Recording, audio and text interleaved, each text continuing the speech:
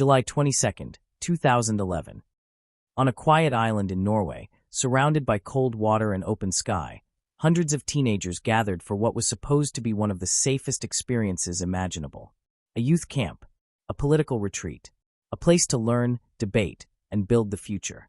What followed would become one of the darkest days in modern European history.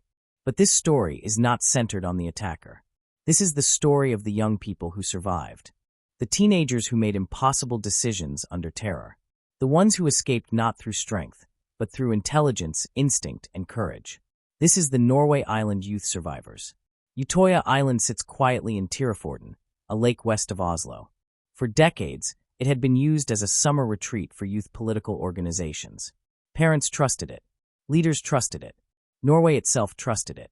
On this day, more than 500 teenagers arrived for a youth camp organized by the Labour Party's youth wing. The atmosphere was relaxed. There were group discussions, swimming, music, friendships forming and reforming. Many campers were away from home for the first time. None of them expected danger. Earlier that day, a bombing in Oslo had shaken the nation. News of it reached the island, but campers were told the situation was under control. Then a man arrived by boat. He claimed to be a police officer sent to protect them. That lie opened the door. What followed was chaos, but this story does not focus on what the attacker did. It focuses on what the teenagers did next. Within minutes, campers realized something was terribly wrong. Panic spread, but so did thinking. Some teenagers ran. Some hid. Some helped others move. Some made split-second decisions that would determine who lived. Survival did not look heroic in the traditional sense. It looked like silence, stillness, direction, cooperation. One of the first lessons survivors later described was understanding when to move and when not to. Teenagers quickly realized that blind running could make them visible. Instead, they listened, they observed, they chose moments. Some stayed frozen in dense forest areas, trusting silence over speed. Others ran only when sound masked their movement. These were not trained responses. They were instinct sharpened by fear. Utøya Island's landscape became both a trap and a shield. There were rocky slopes, thick trees, uneven ground. Teenagers used terrain creatively.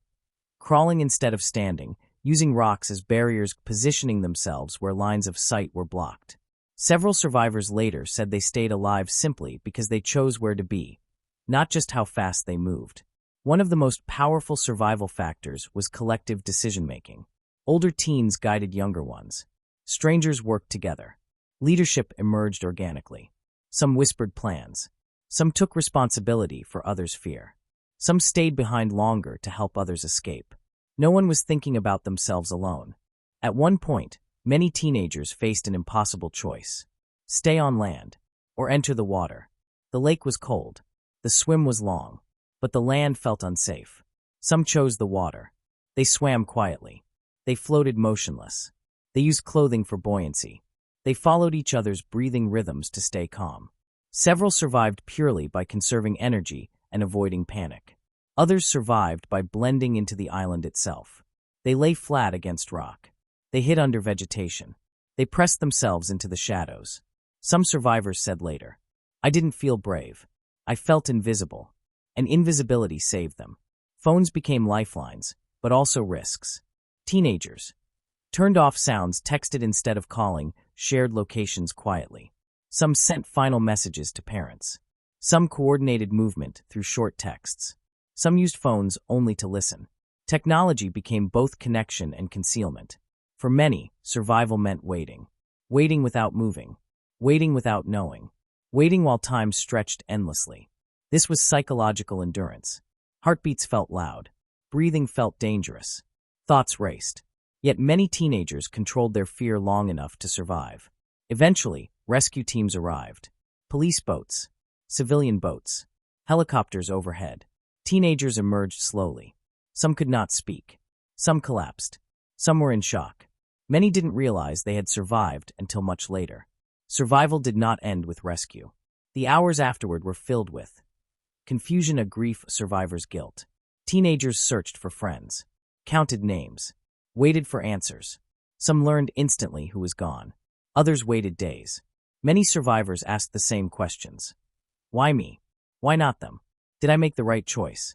This guilt became one of the deepest wounds. Some struggled to speak. Some withdrew. Some felt ashamed for surviving. These reactions were normal. Norway responded not with fear, but with reflection. Public memorials. National mourning. A refusal to let hatred define the future. Survivors were encouraged to speak, but never forced. Their stories mattered.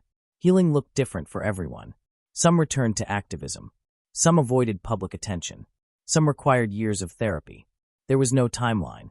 No correct response. Survival does not come with instructions. Experts later studied survivor accounts. They identified common factors: situational awareness, emotional regulation, cooperative thinking, adaptive decision-making. These teenagers did not act randomly. They thought, even under terror. This story teaches us that survival is not always loud. Intelligence matters as much as speed. Calm can exist inside fear. These young people were not heroes in movies. They were human beings responding to the unthinkable. Focusing on survivors restores dignity, avoids glorifying violence, honors resilience. This story belongs to those who lived. The Norway Island youth survivors lived through extreme terror. They survived not through force, but through awareness, intelligence, and cooperation. Their courage was quiet. Their strength was intense. Their survival was earned. This was the Norway Island youth survivors. A story of intelligence under terror. A reminder that survival can come from silence, strategy, and solidarity. If you want more responsible, in-depth true crime stories focused on understanding, resilience, and humanity, subscribe to Mystery Grid. Because every story is a puzzle, and some are solved by the strength of the human mind.